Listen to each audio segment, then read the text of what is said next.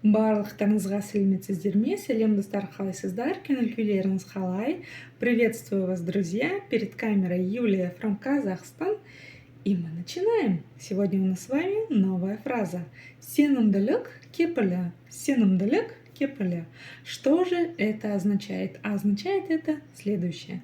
Гарантия надежности. Вот такой вот слоган я увидела, когда гуляла по городу. Поэтому давайте же скорее научимся это читать. Как вы поняли, каждое слово нужно разделить по слогам.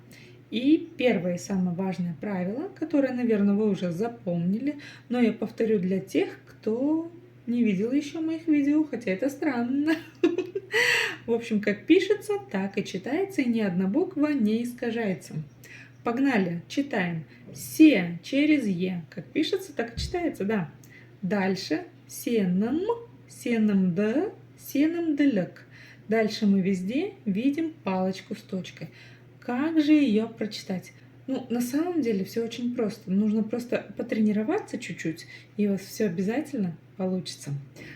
Это нечто среднее между буквами и И. Вот если буква это очень твердо, буква И это очень мягко, то буква то есть палочка с точкой, это вот среднее звучание между этими двумя буквами. Пробуем. Сенімділік, сенімділік.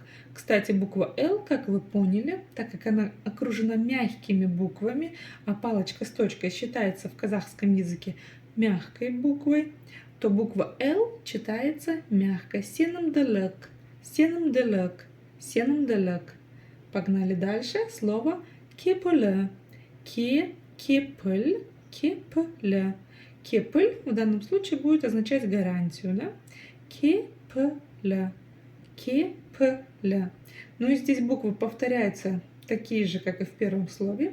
Первая буква Е в первом слоге, ке, и дальше палочка с точкой.